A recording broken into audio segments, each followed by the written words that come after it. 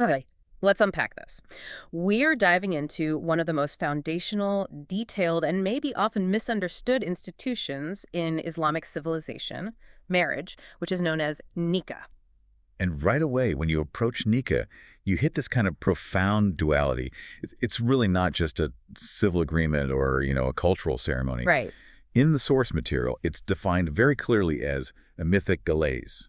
That's a sacred covenant established by God himself. Hmm. And the complex legal structure, the fiqh, well, that's the essential practical vessel, you could say, that holds this sacred promise. It ensures its stability in society. Exactly. And our stack of sources today really lays out this fascinating blend. We've got material detailing that deep spiritual framework, kind of the why behind it all, and then the rigorous legal structure, the how that supports it. So our mission here is really to synthesize these concepts. We need to move beyond just simple definitions, extract those core legal pillars, understand the nuance, and let's be honest, often challenging legal debates, the ikhtilaf that exist across the Sunni schools of thought. Yeah, those debates are key. And ultimately clarify the significant modern implications of this whole comprehensive framework. And it's really vital for you to grasp that the law isn't just like secondary to the spirituality. It is the mechanism of protection. Okay. The law exists to make sure that the spiritual intent, that mithaq alis, is actually realized and enforced and safeguarded against, well, the inevitable challenges and complexities of human life. We'll see how pretty much every legal rule connects back somehow to that spiritual aspiration. Okay, so let's begin at that spiritual bedrock. What's the primary goal of this union? Our sources point immediately, really strongly, to getting peace and tranquility. You almost can't discuss nikah without citing Surah Ar-Rum, verse 21. Absolutely central, yeah. It feels like the central thesis statement for the whole institution, right? It says, spouses are created so that you may find comfort in them, and he placed between you affection and mercy. And that verse, it just perfectly gives you the three essential psychological and spiritual objectives of the marriage. First, tranquility, sakina. That means like repose, security, a kind of spiritual calmness. Second, deep affection, mawadda. Now, that's a love that includes passionate attachment, sure, but also, mature, respectful relationship maintenance. It's deeper than just romance. Exactly. And third, divine mercy, Roma. And that acts as the lubricant, you could say, when mawadda inevitably fades a bit during tough times. It's all about finding this profound spiritual and emotional solace within the marital home. And you see that play out in, well, the most important historical moments. Our sources mention that anecdotal detail, after the Prophet Muhammad received the first divine revelation, which must have been a moment of just existential terror and profound spiritual distress. Unimaginable, yeah. Where did he go for refuge? He sought the calm, the reassuring presence of his wife, Khadijah. And that feels like the perfect living embodiment of sakina, the spouse as the ultimate source of emotional and spiritual refuge from, well, the chaos of the world. And that seeking of calm, it really highlights the role of the spouse as a sanctuary. This whole idea of mutual support and comprehensive care is reinforced by another really powerful metaphor found in the Quran. It's in Surah Al-Baqarah, verse 187, where Allah describes spouses as being a garment for each other. That garment metaphor is incredible. It just conveys so much meaning way beyond a simple domestic arrangement. How does that translate into, practical protection? Well, think about a garment, right? Yeah. It serves multiple critical functions. It gives you physical protection, shielding you from harsh external elements. Yeah. It offers warmth, intimacy, Okay. and critically, it conceals. It covers faults and imperfections. The legal texts constantly refer back to this idea of mutual support, covering one another's shortcomings, recognizing that, every human is flawed. The marital bond, legally and ethically, obligates you to protect your partner's reputation and privacy. And what's absolutely crucial here, which the sources really underscore, is the inherent reciprocity. It doesn't just say the wife is a garment for the husband or vice versa. It says you are clothing for them, just as they are clothing for you. Exactly. It's not a one-way street of service or protection. It emphasizes this equality of roles in providing intimacy, covering faults, offering security. Absolutely. And this spiritual understanding then leads directly to a really pragmatic purpose, preservation. Marriage is seen as the primary vehicle for preserving chastity and establishing legitimate lineage. Surah An-Nur, verse 32, it commands believers to marry the suitable among them. Right. And the Prophet's advice reinforces this, especially for young people. He advised those who have the means, the ability, to marry as a way to lower the gaze and guard chastity.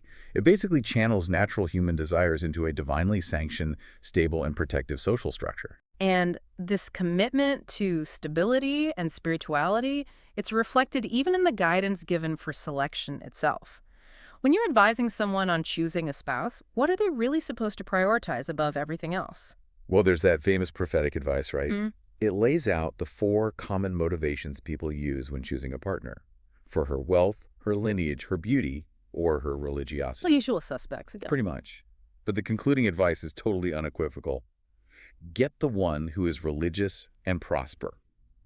This sets the moral, the faithful dimension as paramount. And why?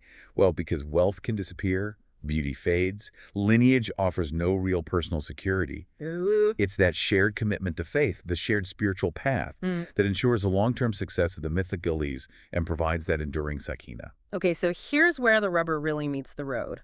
How do you take that profound spiritual intention, that covenant, and transform it into a robust, legally binding contract? We move from the spiritual goals to the 4 consensus pillars or conditions that make the akil al-nikah, the marriage contract, legally valid. This is the absolute legal foundation, and if any pillar is weak or missing, well, the whole structure fails. These pillars are basically the essential procedural requirements. They make sure the union is intentional, it's public, it's defined, and it's protected.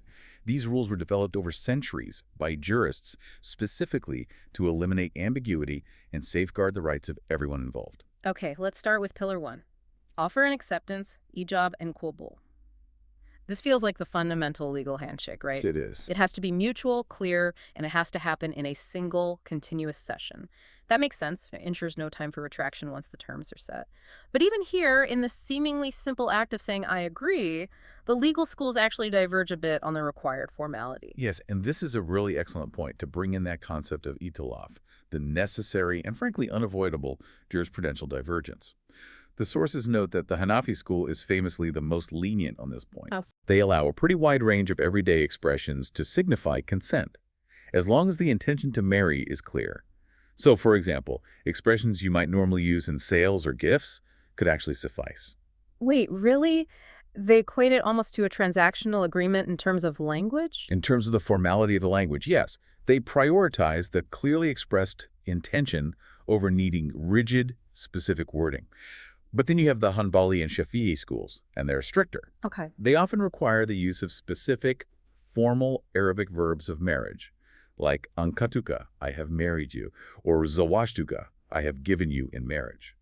This little detail really demonstrates the different philosophical approaches jurists take, you see. The Hanafis may be prioritizing utility and intention, while the others prioritize a kind of ritual linguistic formality for such a profound contract. Fascinating difference. Okay, moving to pillar 2, and this is arguably the most sensitive and debated pillar, especially today. The guardian, or Wali. Oh yes, this is a major point of scholarly contention, and it's rooted in differing interpretations of the Prophet's Sunnah, his practices and sayings. The majority view held by the Maliki, Shafi'i, and Hanbali schools is quite clear. The Wali's consent is mandatory for the marriage to be valid. Mandatory. Mandatory. They rely heavily on that highly authenticated hadith where the Prophet stated something like, any woman who gets married without the permission of her guardian, her marriage is invalid. He apparently repeated it 3 times for emphasis. So this view frames the Wali as an essential procedural requirement. And in that majority view, what exactly is the Wali's function supposed to be? Is it mainly about restricting the woman's choice, or is it framed more as protective? The role is definitely defined as protective and advisory. The Wali is typically the father, or if he's not available, the closest male paternal relative in a specific order. His function is kind of threefold. First, ensuring the groom's suitability, what's known as kufu in terms of character, religiosity, financial means. Second, ensuring the marriage is publicly respected, which safeguards the bride's honor and reputation. And third, negotiating the bride's financial rights, especially the Mahr, to make sure the contract protects her long-term interests. Let's dig into that term kufu a bit more.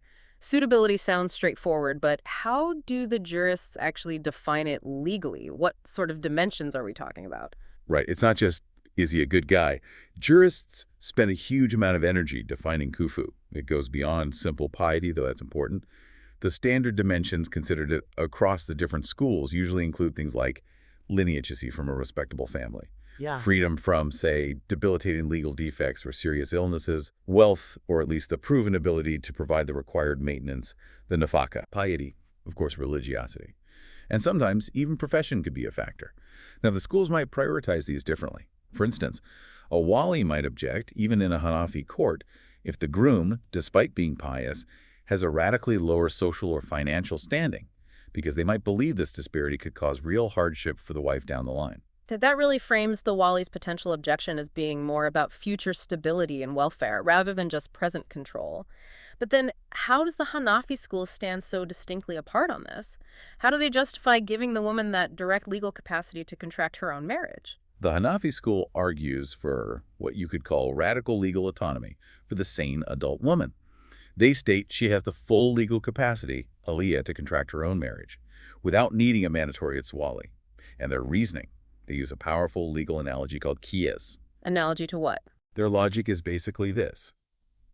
If a woman has the full, unhindered right to manage her own vast financial transactions, to buy, sell, donate property, whatever she wants, then she equally possesses the full capacity to contract for her own person in marriage.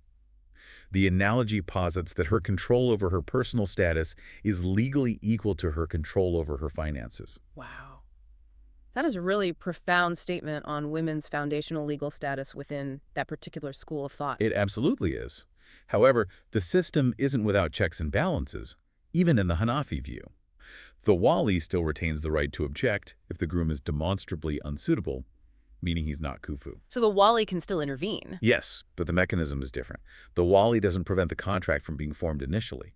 Instead, he can appeal to an Islamic judge, qadi, to nullify the marriage after it's contracted, if he can prove that the unsuitability is genuinely harmful to the bride's status or her future welfare. This, I think, beautifully frames the Wali's function primarily as protection and welfare maintenance, rather than mandatory gatekeeping control. Okay, that distinction is critical. Let's move to Pillar 3. The dowry, or Mahr. Now, there's a common Western misconception here, often confusing it with a bride price. Can we be absolutely crystal clear on this? Does the Mahr ever legally go to the bride's father? And what does the law actually say about that practice if it happens? Yeah, that confusion between the legal requirement and some cultural practices is really important to address. Legally, the Mahr is an obligatory gift from the groom directly to the bride. It's mandated in the Quran. It's a mandatory part of the marriage contract itself. Directly to her. Directly to her. The law is completely unequivocal. It is her sole property. It cannot legally be taken by her father or any other guardian. If that happens, it's basically a cultural aberration and, frankly, a legal transgression against her established right to ownership. Okay, so it's fundamentally a financial provision designed to give her immediate security and autonomy. But how is it usually structured in practice? Is it typically all paid up front? This is where the legal mechanism gets quite insightful and practical. The Mahr is often, legally speaking, divided into two distinct parts. The first part is known as the immediate Mahr, or mu'aja. Mu'aja. Right. This is paid to the bride up front, usually either before the marriage ceremony or right there during the contract session. This provides her with immediate capital, money she can use right away as she wishes. Okay, that makes sense. And the second part? The second part, and maybe the most significant in terms of long-term security, is the deferred Mahr, or mu'akkar. Mu'akkar. Yes. This portion is structured as a legally binding, fully enforceable debt upon the husband. And critically, it only becomes immediately due and payable upon the dissolution of the marriage, either through a divorce initiated by the husband or upon his death. Wow, okay, so that acts as a serious legal safety net for her later on. Precisely. The mu'akkar functions as a binding debt.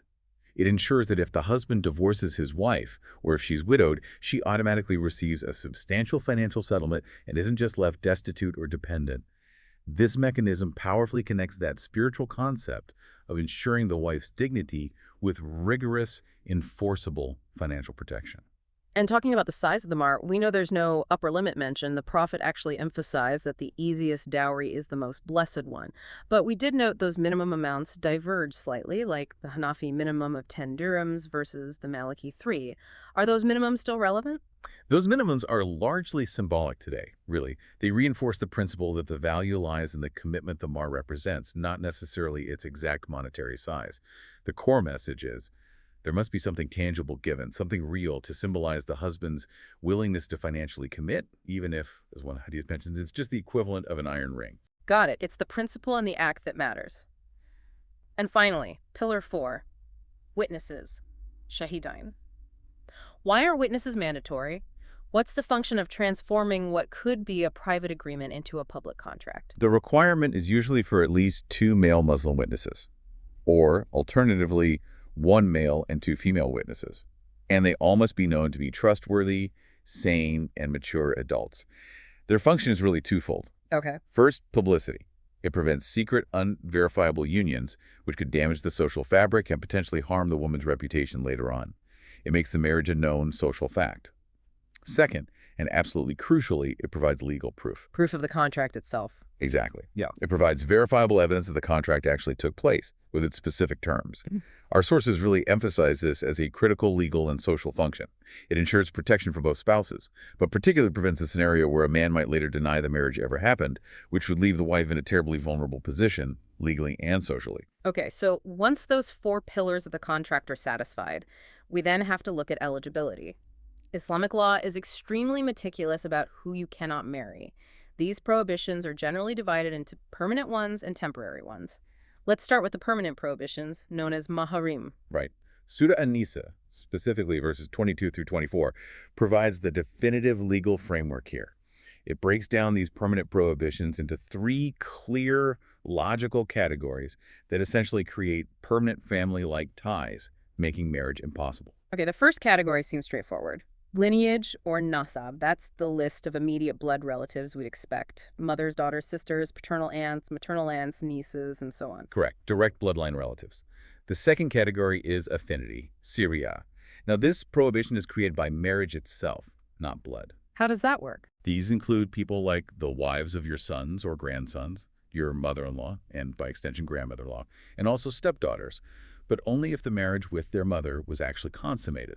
Once these relationships are formed by that marital bond, the prohibition becomes permanent, just like blood relations. Interesting. Okay, the third category is the really unique one in Islamic law. Fosterage, or milk kinship, known as rada.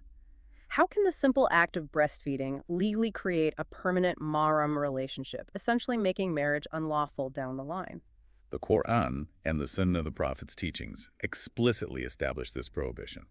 A permanent familial bond, legally equivalent to a blood bond for marriage purposes, is created between an infant who's breastfed, the woman who breastfeeds them, the foster mother, and her entire family network. So the foster mother becomes legally like a biological mother in terms of marriage prohibition. Exactly. And her daughters become legally like sisters, her husband like a father, her brothers like uncles, and so on. Marriage becomes unlawful due to this shared milk kin. The reasoning behind it is rooted in the belief that the milk consumed during infancy actually forms the child's body and establishes this deep, nurturing bond that's seen as analogous to a blood relationship. And just like we saw with the Wali, there's a deep jurisprudential debate, an ikhtilaf, on the exact conditions needed to establish this rada bond. The level of detail here is really quite astonishing. Why the split between needing just any amount versus needing 5 distinct feeds? This is a fantastic example of ikhtilaf being driven purely by different interpretations of the source texts. The Hanafi and Maliki schools generally hold that any amount of breastfeeding, no matter how small, during the first 2 lunar years of the infant's life is sufficient to establish the prohibition. Any amount at all. Any amount. Their reasoning is largely based on the general wording of the textual prohibition in the Quran and Sunnah, which doesn't explicitly impose a numerical requirement. They take the general command as sufficient. Okay, so what about these stricter Hanbali and Shafi'i views then? Why 5 feeds? They require at least 5 full satisfying breastfeeds. The crucial difference here is that they rely on a specific, highly authenticated hadith attributed to Aisha, the wife of the Prophet. Ah, specific hadith. Yes. This hadith relates the case of a specific woman, Salah bin Suhail, where the Prophet explicitly instructed or permitted consuming 5 distinct feedings to establish the fosterage prohibition for her adopted son Salim. So, the stricter schools view this specific numerical injunction from the Prophet as legally binding and specifying the general rule. They argue that fewer than 5 feeds are simply not sufficient to create that full legal bond. That contrast between relying on a specific, possibly limiting hadith versus relying on a broad textual command, that really perfectly illustrates the intricate nature of fiqh interpretation, doesn't it? It absolutely does. And, that detailed discussion becomes highly relevant today. Contemporary jurists have to apply these same principles, these same lines of reasoning, to modern issues like human milk banks, where milk might be collected, mixed, and donated anonymously. Right, how would that work? Well, legal scholars have to grapple with whether consuming that mixed milk creates a new maram relation. And their answer often depends on how they interpret the original conditions, like what constitutes one feed. Is identification of the specific milk mother necessary? It really proves that fiqh isn't static. It's continually grappling with new biological and social realities using its established methodologies. Fascinating. Okay, so besides those permanent prohibitions, we also have temporary prohibitions. These are conditional, meaning the prohibition is lifted once the specific condition changes. Right. These include things like marrying two sisters simultaneously. You can marry one, but if you divorce her or Well, she passes away, then you can marry her sister. Also, marrying a woman who is already legally married to someone else, obviously, or marrying a woman who is currently in her iddah, which is the legally prescribed waiting period following a divorce or the death of her husband. This iddah prohibition is a critical legal protection. It ensures paternity isn't confused if she's pregnant, and it also gives the woman a period for emotional and practical adjustment. And naturally, the prohibition on a man marrying more than 4 wives at any single time. all right, now we move into what you might call the legal operating system of the marriage itself, the specific rights and responsibilities of each spouse. This section is absolutely essential for understanding the unique financial and domestic structure that nikah establishes. Let's start with the husband's primary, non-negotiable duty, Mhm. nafaka, financial maintenance. Yes, the FACA is arguably the legal foundation upon which much of the husband's role and authority rests within the traditional framework. The husband is legally obligated to provide food, clothing, and suitable accommodation for his wife. Suitable meaning. Suitable according to her social standing and his means within the norms of their society. And this is a legally binding obligation. Critically, it remains his duty even if the wife happens to be much wealthier than him or has her own independent income. The sources frame this duty as the practical manifestation of the husband's role as the protector and maintainer, Qam, and it absolutely must be implemented within the Quran's overarching command to live with them in kindness, bil maruf. That sets a very high ethical standard, clearly. But what are the legal teeth behind this obligation? I mean, what happens if the husband fails to provide the agreed upon or customary nafaka? This is exactly where the wife's legal safeguards kick in. If the husband defaults on this fundamental duty, whether it's because he's unwilling or perhaps genuinely unable due to incapacitating poverty, the wife has the legal right to seek a judicial dissolution of the marriage. This is known as fasq. So she can actually go to a judge and demand a divorce based solely on his financial failure. Yes. Now, the judge wouldn't just grant it instantly. They would first investigate the situation, maybe try to compel the husband to provide if he's just being negligent. But if he remains unwilling or is proven to be genuinely unable to provide the basic necessities, then the failure to provide nafaka is indeed recognized grounds for fasq in all major schools of law. The judge would also assess what constitutes an appropriate standard of nafaka based on the custom of the locality and the husband's actual financial capability, ensuring the maintenance level is fair and sufficient. This legal recourse makes nafaka a deeply enforced duty, not just a moral recommendation. Okay, now on the flip side of that financial coin, let's re-emphasize the wife's independence. She receives the Mahr, we established that, but what about her income and property after the marriage begins? Does she contribute? Here again, the law provides complete and total financial autonomy for the wife. Her earnings, her property, whether she inherited it before marriage or earned it during the marriage, it remains hers exclusively. She is the sole legal and beneficial owner of her wealth. So legally, she's not obligated to spend any of her personal wealth on the household expenses, or even on herself. Legally, no. She's not obligated. The husband's nafaka duty covers her basic needs. If she chooses to contribute her own money to the household budget or buy things for the family, that contribution is legally considered a voluntary act of charity, sadaq on her part, not a requirement. That's a really striking legal position, and it leads directly into that major scholarly disagreement we touched on earlier about household chores.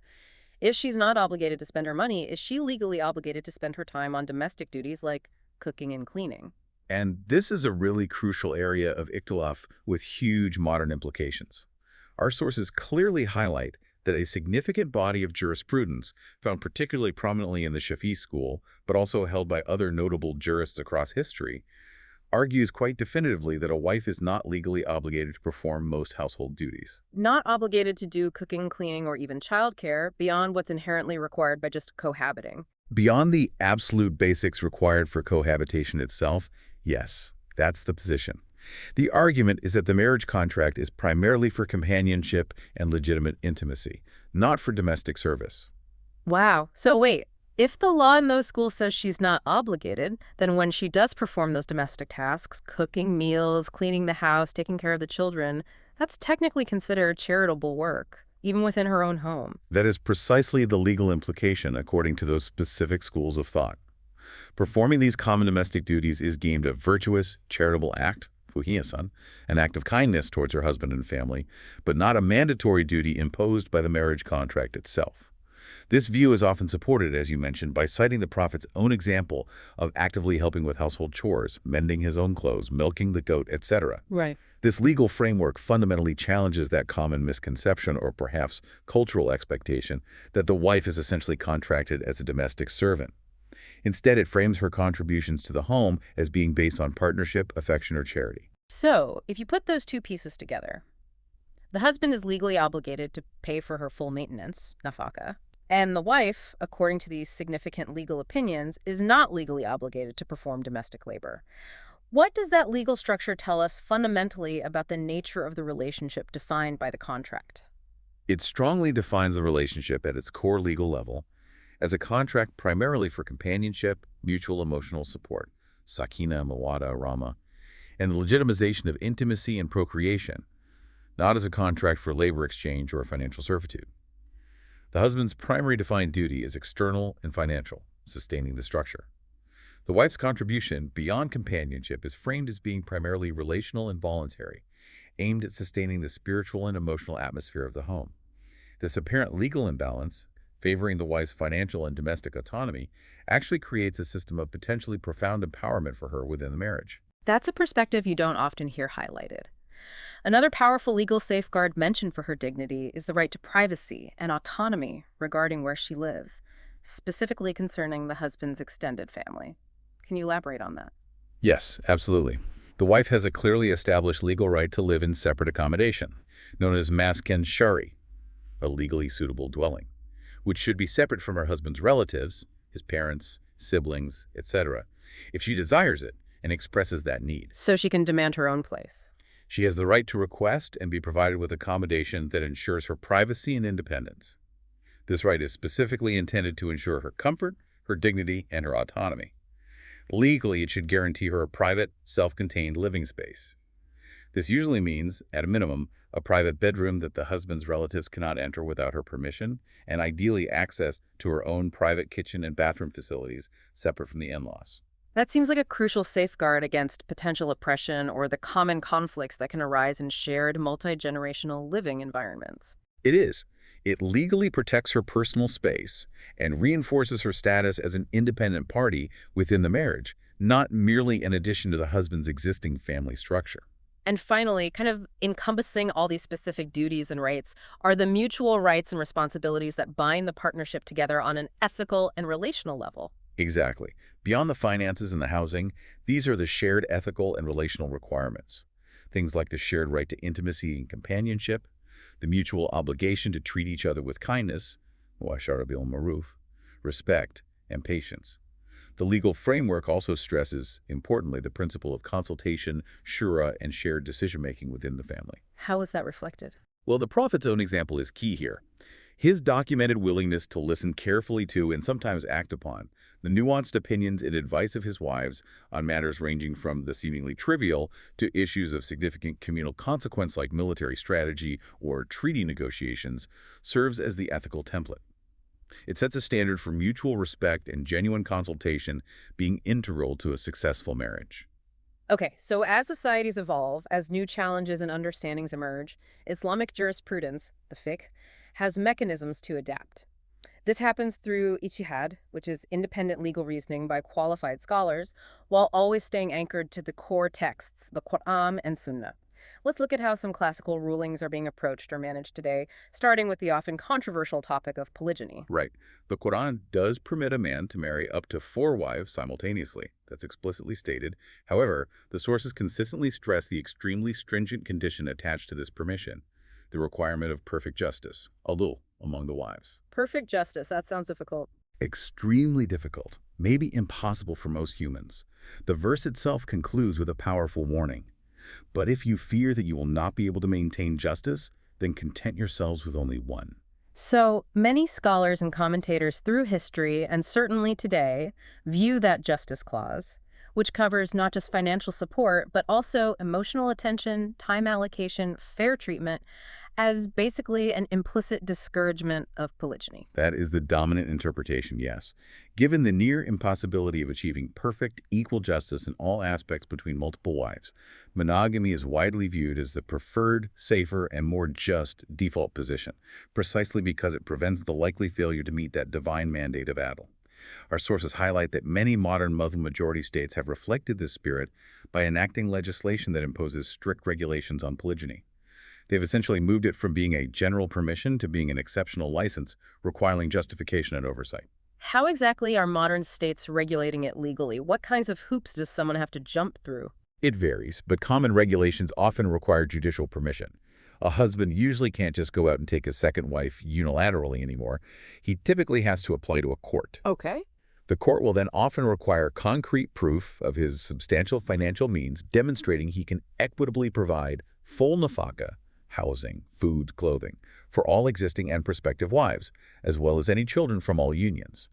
In many jurisdictions, he must also provide a legitimate, recognized reason for needing a second wife, like the first wife's chronic illness or infertility, for example. And sometimes, crucially, he might be required to provide formal notification to the first wife, or even obtain her explicit consent before the court will grant permission. These regulations are essentially trying to legally enforce that incredibly high justice condition that classical fiqh recognized was a profound, perhaps spiritually impossible challenge for most men. Right, putting legal teeth into the ethical requirement. Okay, next, let's address the highly complex and frankly very sensitive issue of child marriage. This is an area where classical consensus seems to run headlong into modern ethical standards and our current understanding of psychology and child development. Yes, this requires a very nuanced approach, and it's crucial to acknowledge the historical context of the scholarship accurately. The classical consensus across the major Sunni schools, based on interpretations of authentic hadith, did permit the marriage of minors. This consensus often references accounts regarding the Prophet Muhammad marrying Aisha when she was young, with sources mentioning ages like 6 for the contract and 9 for the consummation.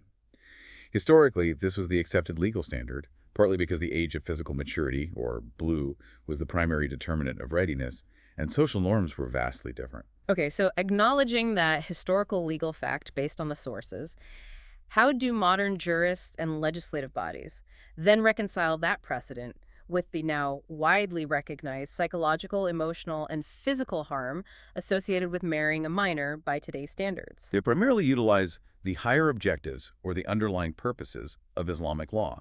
These are known as the maqasid al-Sharia, and they combine this with the dynamic legal principle of preventing harm and promoting benefit, which is maslah. So, maqasid, what are the key ones relevant here? Among the core objectives the maqasid aim to protect are the nafs, the preservation of life and the person's well-being, and the aqwa, the protection of the intellect, reason, and sound mind. Okay, so in effect, they are arguing that the higher objective of protecting the actual well-being, physical, mental, emotional of the minor in today's context overrides a specific historical legal precedent based on different understandings and conditions. Exactly. That's the essence of the modern ijtihad on this issue. Contemporary jurisprudence, including statements from major institutions like the Al-Azhar Observatory in Egypt, argues compellingly that for a marriage to fulfill its intended purpose of sakina, tranquility, and mutual rights, a person must be physically, psychologically, and financially prepared for the significant burdens and responsibilities involved. They argue, therefore, that legislative bodies within Muslim states have the full right, and perhaps even the duty, based on maslaha, public interest, to set a minimum legal age for marriage, often 18 these days, to ensure this preparedness.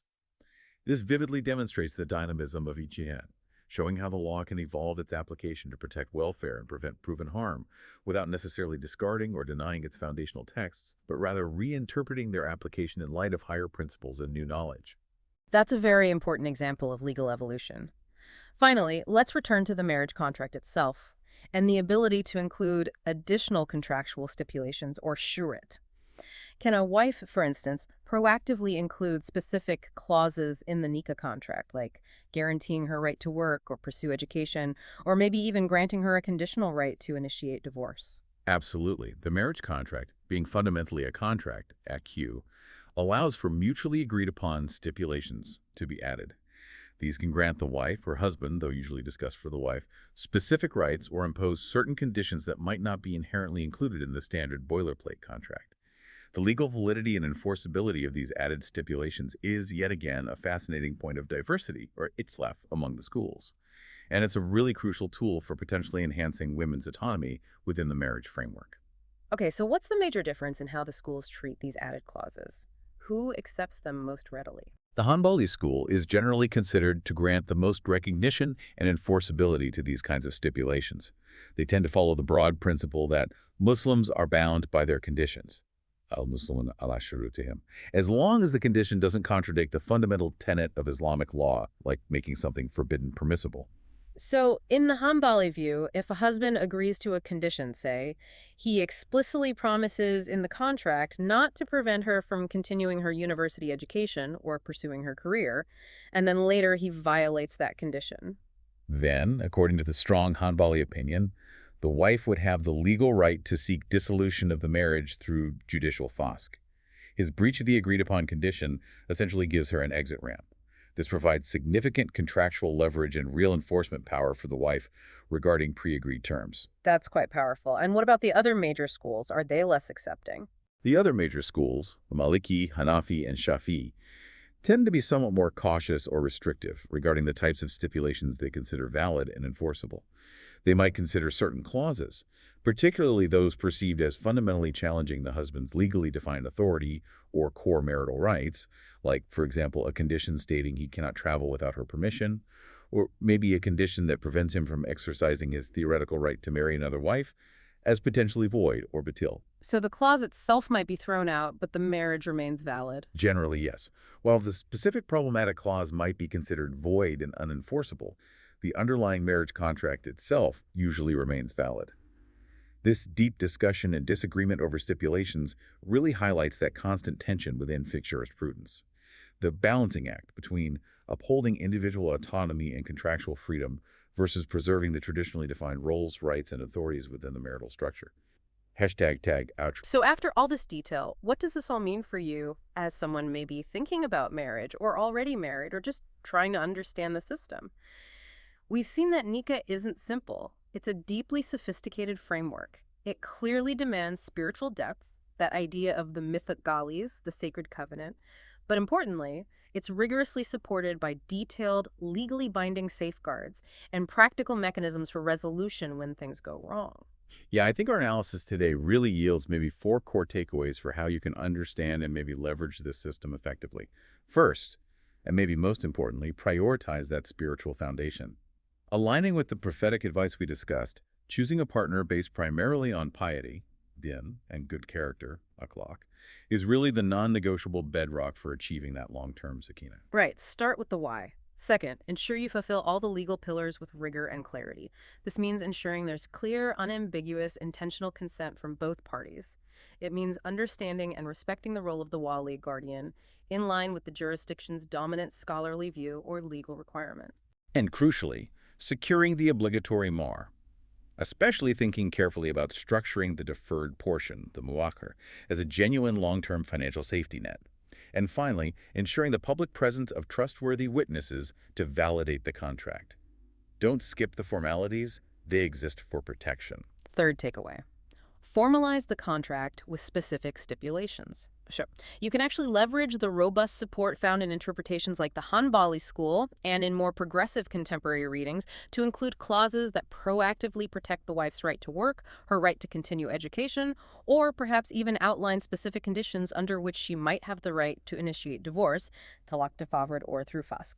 This is about proactively securing rights that might otherwise be ignored or culturally suppressed. Great point. And fourth, really embrace the full spectrum of reciprocal rights and duties outlined in the law.